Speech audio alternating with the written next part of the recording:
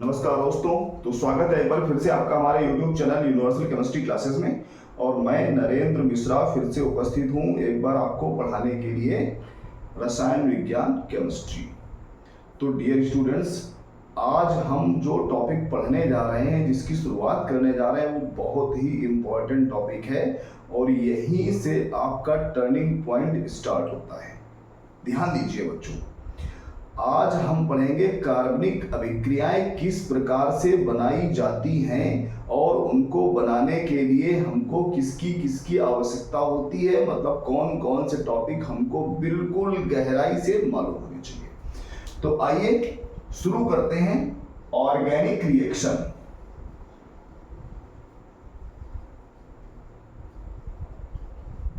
ये लिखा है ऑर्गेनिक रिएक्शन मतलब कार्बनिक अभिक्रियाएं। तो डियर स्टूडेंट्स, जरा ध्यान देना, जिस प्रकार से हमारे नेचर में, प्रकृति में कार्बनिक अभिक्रियाओं की संख्या लाखों करोड़ों में है, तो इस प्रकार से सारी रिएक्शंस को याद कर पाना तो भाई नामुमकिन है। ये तो आप समझ रहे होंगे। जरा आप सोच कर बताइए, एनसीईआरटी की बिल्कुल पतली सी किताब होती है और वो किताब तो तैयार नहीं होती है हमसे, तो लाखों करोड़ों में रिएक्शन कैसे याद कर पाएंगे। क्लास 12th में जो सेकेंड बुक है उसमें रिएक्शन है टोटल, और अगर उनको ढंग से देखा जाए तो कम से कम 1000-2000 रिएक्शन तो होंगी ही। और क्या वो 1000-2000 रिएक्शन हमको तैयार होती है? नहीं। तो हम क्या करते हैं, अंतिम विकल्प पकड़ते हैं, किसी ट्यूशन को पकड़ते हैं, कोचिंग को पकड़ते हैं, या अपने सर से कहते हैं सर जी इतना पढ़ाइए कि हम पास हो जाएं। ध्यान देना बच्चों, अगर आप इतना पढ़ रहे हैं कि पास हो जाएं, आपने 50-60 रिएक्शन केवल याद कर लिए, रट्टा मार ली, तो फिर समझ जाइए। जाने कितने बच्चे ऐसे हैं जिन्होंने पिछली बार एग्जाम दिया था, जो आज के 5 साल पहले एग्जाम दिए थे, और वो केवल वही बच्चे हैं जिन्होंने शॉर्टकट में पढ़ा है कि सर जी इतना पढ़ाइए पास हो जाए, टाइम गुजर जाए हमारा, किसी तरीके से हमारी नाक बच जाए। तो बच्चों, अगर इस तरीके से पढ़ाई करेंगे तो कोई फायदा उसका है नहीं। आइए पढ़ते हैं केमिस्ट्री का बेस, कि हम ऑर्गेनिक केमिस्ट्री की रिएक्शन कैसे बनाना सीखें, कैसे बनाएं जो कोई भी रिएक्शन आपसे। तो ध्यान देना बच्चों, जो केमिस्ट्री, ऑर्गेनिक केमिस्ट्री की रिएक्शन है वो केवल 4 प्रकार की होती है। कितने प्रकार की? 4 प्रकार की। और अगर हम 4 प्रकार की रिएक्शन बनाना सीख लेते हैं तो हमको हजारों रिएक्शन को याद करने की आवश्यकता नहीं पड़ती है। अब आप ही सोच कर बताइए, 4 प्रकार बनाना ज्यादा अच्छा रहेगा या हजारों संख्या में रिएक्शन को याद करना ज्यादा अच्छा रहेगा? अगर ये आप बनाना सीख लेते हैं तो कोई भी रिएक्शन हो बन जाएगी, और अगर आप बनाना नहीं सीख पाते तो फिर आप वही गिनी चुनी रिएक्शन, नेम्स रिएक्शन याद करेंगे। वुड्स रिएक्शन क्या है, फीडिंग रिएक्शन क्या है, वुड्स फीडिंग क्या है, कोल्बे रिएक्शन क्या है, हाफमैन ब्रोमामाइड क्या है, कार्बिलैमिन क्या है, डार्जेन क्या है, यही सब हम याद करेंगे कि अरे जरा सा चूक गए गलत हो गया भाई, जरा चूक गए गलत हो गया भाई। मतलब याद की हुई चीज का मतलब अगर आपका एक एटम गया, समझो रिएक्शन गई। इसलिए रिक्वेस्ट है आपसे, पढ़ना सीखिए। तो देखिए, बात करते हैं ऑर्गेनिक केमिस्ट्री की जो कार्बनिक रसायन की रिएक्शन होती है, उनके कितने प्रकार की होती है? 4 प्रकार की रिएक्शन होती है। कौन कौन 4 प्रकार की होती है? देखिए, नंबर फर्स्ट है योगात्मक अभिक्रियाएं। दूसरी होती है प्रतिस्थापन अभिक्रियाएं। तीसरी होती है विलोपन। कौन सी होती है? विलोपन अभिक्रियाएं। और चौथी होती है रीअरेंजमेंट, मतलब इसको कहते हैं पुनर्विन्यास। कौन सी है? पुनर्विन्यास। अब ध्यान देना, इसको हम लिख दे रहे हैं। योगात्मक को कहते हैं एडिशन रिएक्शन, दूसरी होती है प्रतिस्थापन और सब्स्टिट्यूशन रिएक्शन। तीसरी होती है रिएक्शन हमारी जो वो होती है विलोपन मतलब एलिमिनेशन रिएक्शन।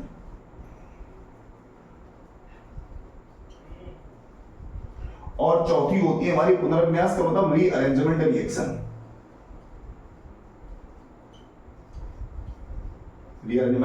रिएक्शन। ध्यान दो बच्चों, जैसा कि नाम से हमको पता चल रहा है, ये योगात्मक अभिक्रिया है। योगात्मक का मतलब होता है योग माने जुड़ना, एड। दूसरी है सब्स्टिट्यूशन मतलब सब्स्टिट्यूट कर देना, मतलब प्रतिस्थापन करना, एक को हटाकर दूसरा जोड़ना।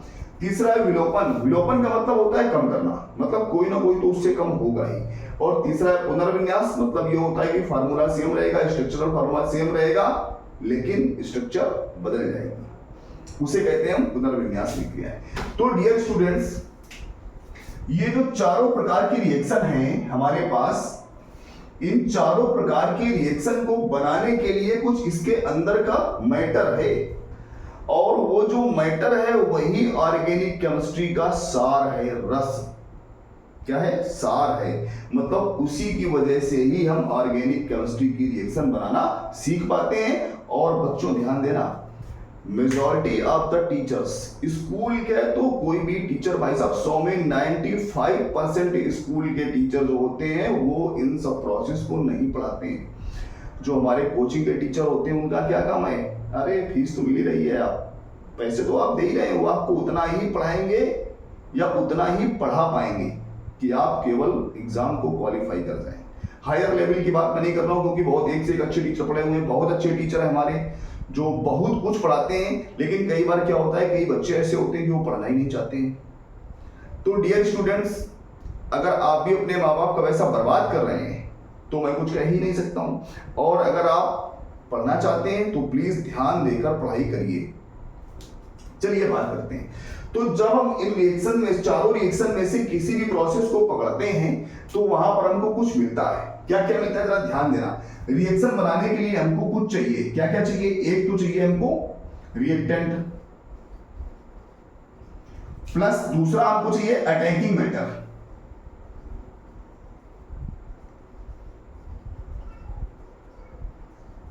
और उसके बाद बनता है प्रोडक्ट। मतलब समझ गए होंगे, एक तो रिएक्टेंट है जिसको हम सबस्टेंस कह सकते हैं। क्या कह सकते हैं? सबस्टेंस, आधारीय पदार्थ, सबस्टेंस मैटर। तो एक तो हमको चाहिए रिएक्टेंट, उसके ऊपर अटैकिंग मैटर, और उसके बाद चाहिए प्रोडक्ट। अब ध्यान देना, जो रिएक्टेंट होता है वो कैसा होगा? ऑर्गेनिक, कार्बनिक होगा। जो अटैकिंग मैटर है ये हमारा दो प्रकार का हो सकता है, कार्बनिक भी और अकार्बनिक भी, ठीक है ना, ऑर्गेनिक और इनऑर्गेनिक।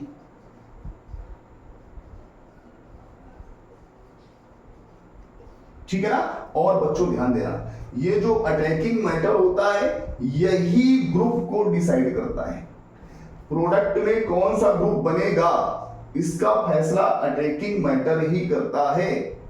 इसलिए बिल्कुल इस टॉपिक को आपको छोड़ना ही नहीं है, अच्छे से समझ लेना है, ठीक है ना। आगे देखिए, जो रिएक्टेंट होता है हमारा, रिएक्टेंट, वो रिएक्टेंट हमारा दो प्रकार का हो सकता है। कितने प्रकार का? दो प्रकार का। या तो अनसैचुरेटेड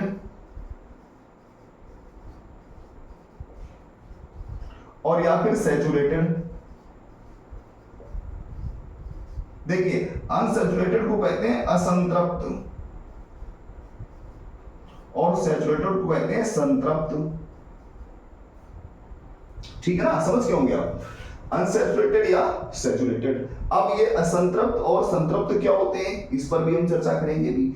जो हमारे अटैकिंग मैटर होते हैं ये भी दो प्रकार के हो सकते हैं, ऑर्गेनिक या इनऑर्गेनिक। ध्यान देना, ये भी दो प्रकार के हो सकते हैं। कैसे दो प्रकार के होते हैं? फिर से इनको हम दो पार्ट में डिवाइड करते हैं। कैसे? या तो ये होते हैं पोलर और या फिर होते हैं नॉन पोलर। मतलब हिंदी में लिख देते हैं ध्रुवीय या अध्रुवीय, अध्रुवीय या ध्रुवीय, मतलब नॉन पोलर या पोलर। समझ रहे ना। अब ये नॉन पोलर है या पोलर है, इसका फैसला कैसे करेंगे हम?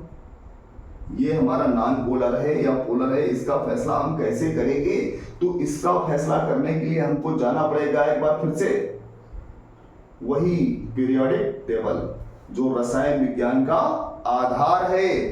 डियर स्टूडेंट्स, ये सारी गुत्थी आपस में उलझी हुई है और इस उलझन को अगर हम सुलझा लें समझ करके तो भाई साहब ये कुछ नहीं बचता है, ठीक है ना। तो पहले बात करते हैं, इसी टॉपिक पढ़ते हैं, कभी उस मुद्दे को भी उठाएंगे। अनसैचुरेटेड, अनसैचुरेटेड का मतलब होता है असंतृप्त, और असंतृप्त का मतलब क्या होता है? ध्यान देना, असंतृप्त का मतलब जिस कार्बनिक श्रृंखला में कार्बन और कार्बन के मध्य में डबल बॉन्ड लगा हो कम से कम एक, या ट्रिपल बॉन्ड लगा हो कम से कम एक, उन्हें हम कहते हैं असंतृप्त। बच्चों ध्यान दीजिए, बिल्कुल बहुत इंपॉर्टेंट टॉपिक बता रहा हूं। यदि कहीं पर C डबल बॉन्ड C है किसी श्रृंखला में तो वो असंतृप्त है। यदि कहीं पर C ट्रिपल बॉन्ड C है तो वो भी असंतृप्त है। अब इसके बाद और कोई संतृप्त है क्या? देखिए कुछ ग्रुप भी होते हैं जो असंतृप्त होते हैं, जैसे C ट्रिपल बॉन्ड N, ये हमारा कैसा ग्रुप है? असंतृप्त है। ये हमेशा असंतृप्त की रिएक्शन देता है डियर स्टूडेंट्स। अगर ये सब्स्टिट्यूशन रिएक्शन भी देगा तब भी अनसैचुरेटेड की तरीके से देगा, पहले सैचुरेटेड होगा उसके बाद सब्स्टिट्यूट होगा। समझ रहे हो क्या आपको क्या कहना चाहता हूं?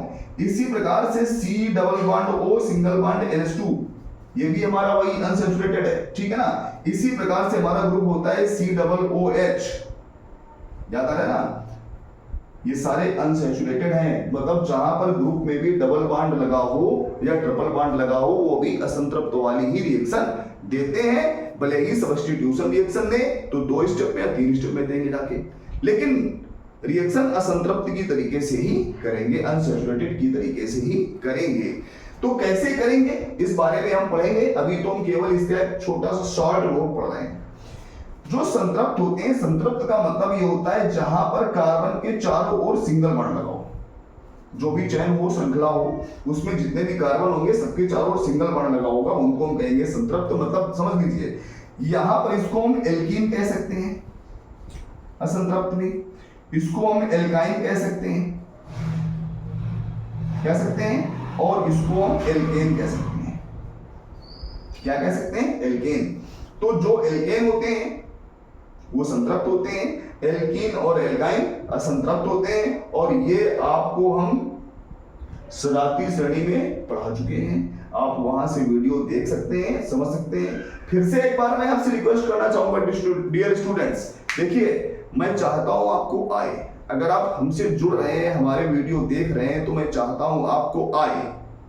इसलिए मैं आपसे बार बार रिक्वेस्ट करता हूं कि अगर कोई टॉपिक आपको कंफ्यूजन है तो हमारा पीछे से वीडियो उठा करके उसका देख लीजिए प्लीज, और प्लीज देख लीजिए, उसके बाद आगे का वीडियो देखिए, आपको पूरा समझ में आएगा। अगर फिर भी कहीं कंफ्यूजन होती है तो आप हमको कमेंट कर दीजिए, हम आपको फिर से बताएंगे। अगर कोई टॉपिक होगा फंसने वाला तो हम जरूर समझाएंगे। तो डियर स्टूडेंट समझ गए होंगे संतृप्त का मतलब क्या होता है, और संतृप्त ग्रुप भी होते हैं कौन कौन से?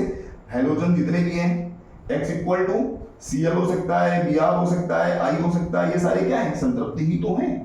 अगर कहीं पर OH लगा हुआ है तो क्या है? संतृप्त ही तो है। समझ रहे होंगे ना आप लोग? तो ये संतृप्त ग्रुप भी होते हैं, ठीक है ना। उसके बाद अब हमारा जो आता है ध्रुवीय और अध्रुवीय और ध्रुवीय वाला पोर्शन, इसको देखते हैं। जो अटैकिंग मैटर होता है वो ऑर्गेनिक या इनऑर्गेनिक हो सकता है, और ये अध्रुवीय या ध्रुवीय हो सकता है। देखिए अगर ऑर्गेनिक है और ये ध्रुवीय है तब क्या होगा? ध्यान समझना, अगर ऑर्गेनिक है तो ज्यादातर ध्रुवीय होता है भाई साहब, ठीक है ना, पोलर होता है। पॉइंट, अगर ऑर्गेनिक कोई अटैकिंग मैटर है तो वो ज्यादातर ध्रुवीय ही होता है, और ये ध्रुवीय होता है तो ये ब्रेक डाउन होता है। और इसके ब्रेक डाउन होने की 2 विधियां हैं, एक तो ऑर्गेनिक होना चाहिए, उसके बाद पोलर होना चाहिए। तो इसके ब्रेक डाउन की 2 विधियां हैं, एक है समांश विखंडन और दूसरा है विषमांश विखंडन।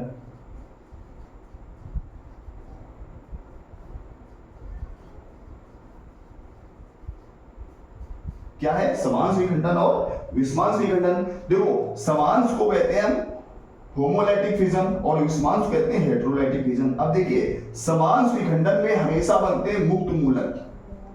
क्या बनते हैं? मुक्त मूलक, फ्री रेडिकल्स बनते हैं। और विषमांश में बनते हैं हमारे 2 पार्ट, कौन कौन से? एक कार्बोकैटायन और एक कार्बो एनायन।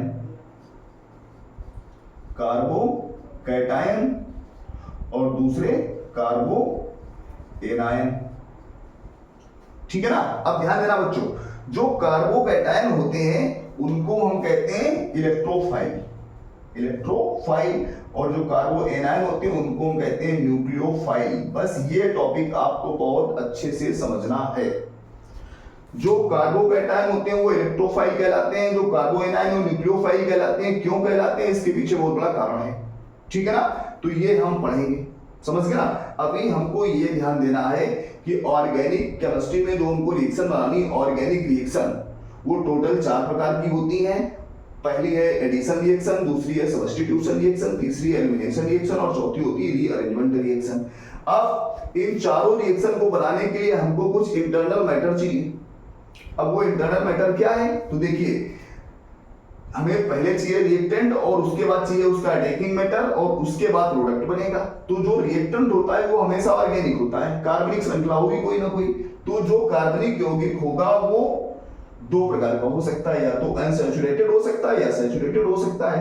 अब अगर अनसैचुरेटेड है तो अनसैचुरेटेड को हम असंतृप्त बोलते हैं हिंदी में, और ये भी 2 प्रकार का हो सकता है, या तो इसमें डबल बॉन्ड लगा होगा कार्बन के मध्य में, या कार्बन के मध्य में ट्रिपल बॉन्ड लगा होगा, या फिर इसमें कोई अनसैचुरेटेड ग्रुप लगा होगा। ठीक है ना, तो ये अनसैचुरेटेड हो गए। दूसरा जो सैचुरेटेड होता है, संतृप्त भाग होता है, इसमें कार्बन के चारों ओर सिंगल बॉन्ड लगे होते हैं, मतलब श्रृंखला जो होगी एल्केन होगी, और इसमें जो ग्रुप लगा, अगर ग्रुप लगा है, अगर देखिए या तो ये और या फिर अगर ग्रुप लगा है, 2 से एक कंडीशन होगी, या तो ये होगा सीधा एल्केन, या फिर ग्रुप लगा होगा, तो ग्रुप लगा होगा तो वो भी सिंगल बॉन्ड से लगा होगा, मतलब सैचुरेटेड होगा। इसमें या तो एल्कीन होगा या तो एल्काइन होगा, और या फिर एल्किल के साथ में कोई ग्रुप लगा होगा, तो वो भी ग्रुप कैसा होगा, अनसैचुरेटेड होगा। ठीक है ना। उसके बाद जो हमारा अटैकिंग मैटर होता है वो 2 प्रकार का हो सकता है, या तो ऑर्गेनिक या तो इनऑर्गेनिक। अब अगर ऑर्गेनिक है तो वो ऑर्गेनिक कैसा है, या ध्रुवीय होगा। लगभग 90% ऑर्गेनिक कंपाउंड ध्रुवीय होते हैं। अब अगर पोलर है वो, तो वो 2 प्रकार से ब्रेक डाउन होता है, 2 प्रकार से ब्रेक डाउन होता है। पहला होता है समांश विघटन, जिसको हम होमोलैटिक फिजन कहते हैं, दूसरा है विषमांश विखंडन, जिसको हम हेटेरोलैटिक फिजन कहते हैं।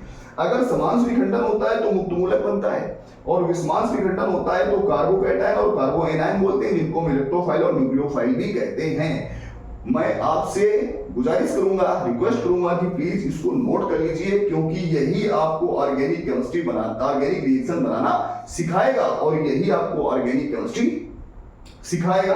अब देखिए दूसरा टॉपिक जो हमारा इनऑर्गेनिक होता है, तो इनऑर्गेनिक हमारा ये भी 2 प्रकार का होता है, तो अध्रुवीय या तो ध्रुवीय। ठीक है ना। अब अगर हम इनऑर्गेनिक की बात करें, तो अगर इनऑर्गेनिक अध्रुवीय है, ठीक है ना, तो ये तो भाई साहब सीधा सीधा समांश विखंडन से ही टूटेगा। ठीक है ना, और इससे फ्री रेडिकल ही बनेंगे। एग्जांपल के तौर पर Cl2 है, Br2 है, बशर्ते यहां पर समांश विखंडन तोड़ने के लिए कोई कैटलिस्ट लगना चाहिए। ठीक है ना। और अगर ध्रुवीय है, तो जब ध्रुवीय टूटता है तो ये हमेशा इलेक्ट्रोफाइल न्यूक्लियोफाइल में टूटता है, समझ गए ना। और ये जो ध्रुवीय होता है इसको डिसाइड करते हैं हम इलेक्ट्रोनेगेटिविटी से। नया टॉपिक है आपके लिए, अच्छे समझना, इलेक्ट्रोनेगेटिविटी, हिंदी में कहते हैं वैद्युत ऋणात्मकता। और ये एक ऐसा टॉपिक है वैद्युत ऋणात्मकता जो ऑर्गेनिक केमिस्ट्री की रिएक्शन को 70% सॉल्व कर देता है। कितना सॉल्व कर देता है, 70% रिएक्शन सिर्फ इसी टॉपिक से हल हो जाती है डियर स्टूडेंट्स। इसलिए इसको बहुत अच्छी तरीके से समझना। ये इलेक्ट्रोनेगेटिविटी जो है ना, ये पीरियोडिक टेबल जो है ना उसका टॉपिक है, उस लेसन का पीरियोडिज्म का टॉपिक है ये, इसलिए बहुत अच्छे समझना, इसको भी हम समझाएंगे आपको। ठीक है ना। तो हम चाहेंगे आप लोग इसको नोट कर लीजिए। आज हम इतना ही पढ़ाएंगे इसमें, उसके बाद अगले वीडियो में मिलते हैं। धन्यवाद, नमस्कार।